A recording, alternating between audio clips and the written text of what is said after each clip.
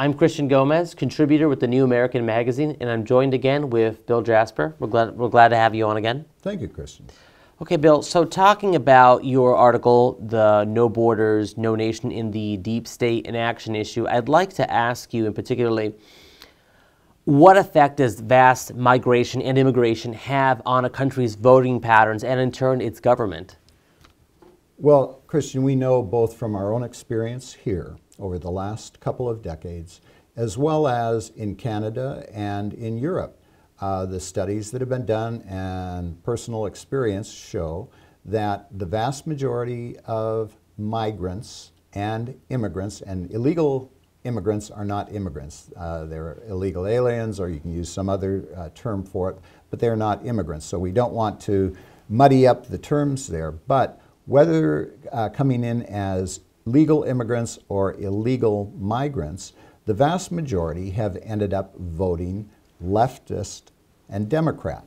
And why is that? Well, the Democrats have traditionally been the party, especially over the last couple of decades, that have actively recruited all of the migrants to change the voting habits, to make voting districts that will elect liberal Democrats. And how do they do this? Promising more benefits. They try to get as many of them as possible onto all of the different welfare programs so that they will stay in the district, so that they will be in favor of supporting the Democrats who they identify with as their supporters, their sponsors, their those who they are going to provide them with still more benefits. So it's in their interest to keep bringing in more migrants, and they're quite open about this. Many of them, as we've quoted them, have said a Republican will never be elected again in this district or that district. I used to live in California,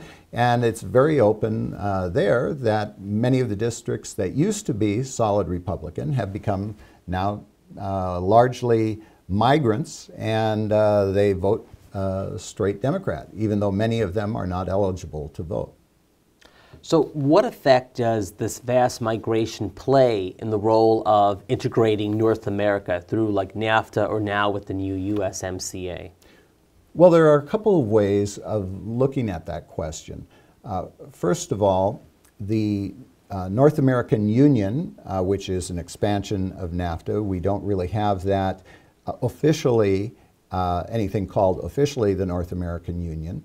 But NAFTA and the Free Trade Area of the Americas, which was a failed attempt by the Bush administration to expand it, and the failed effort of the Security and Prosperity Partnership of Canada, Mexico, and the United States to create a security perimeter and expand the NAFTA from its principal trade areas into all areas of transportation and security. That was another Bush administration effort that was shot down largely because we organized nationwide opposition to it.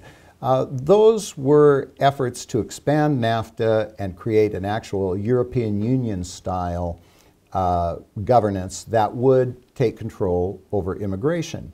We now see that progressing even further in the new NAFTA, they call it NAFTA 2.0, which is called the USMCA, the US-Mexico-Canada Agreement, which the Trump administration has put forward. And every time we have an agreement that integrates, that's what they call it, integration, economic and social integration, we begin to take away the nation state's ability to guard and protect and secure its borders. And the authors of NAFTA, FTAA, SPP, and USMCA have constantly referred to the European Union as the base model that they would like to see followed there. In the European Union, the nation states have lost control of their borders, and we see what has happened in the last couple of years. So all of this integration and harmonization, another term that they use, is aimed at taking away that part of national sovereignty, that essential part of national sovereignty, which allows us, under our Constitution and our form of government, to define and to defend and to secure our own borders. And then these migrants, if they get amnesty and are allowed to legally vote, or in some cases are illegally voting, they're going to be voting for individuals that favor that further integration, right, to bridge the gaps between in most countries. cases, yes.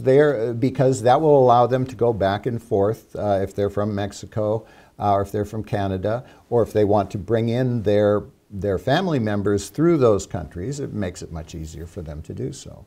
So, is the debate of immigration predominantly a matter of partisan politics? You mentioned earlier that the Democrats are largely benefiting from this, but what about the Republicans? Are they going to fix the immigration problem for us? Well, unfortunately, no. The Republicans have been actually accomplices with the Democrats, or at least a large part of the Republican Party has been in the Senate and in the House, and particularly in the White House. George Bush Sr., George Bush Jr., were in favor of amnesty. They pushed the NAFTA, FTAA, the SPP, all of these trade agreements which to do away with our borders, and have favored many of the programs that the Democrats have put forward to increase the number of legal immigration, not to enforce against illegal migration, and have welcomed more and more refugees. So the Republicans, and in fact, in the business community too, many of the business leaders, the elite globalists, for instance, Robert Bartley, who was for many years the editor of the Wall Street Journal, he called for an end of borders and the end of the nation state. And he was a leading thought leader for the Republicans. So many of the other Republicans, like David Rockefeller and Peter G. Peterson, of the Council on Foreign Relations, have been major proponents of doing away with our borders and have been helping not only to provide the intellectual arguments, but also have been funding many of the organizations that are trying to break down our borders. Not to mention the Gang of Eight, where you had Senator Marco Rubio and the late Senator John McCain as well. Yes, McCain and Lindsey Graham and many of these Republican senators have been in the forefront of promoting the demolition of our borders. Well, thank you, Bill Jasper. Well, that's all the time we have today. If you want to learn more about this issue, again, check out the Deep State in Action issue of the New American Magazine, which is available at shopjbs.org. Also, you can keep following up on this developing story on thenewamerican.com. Thank you, Bill.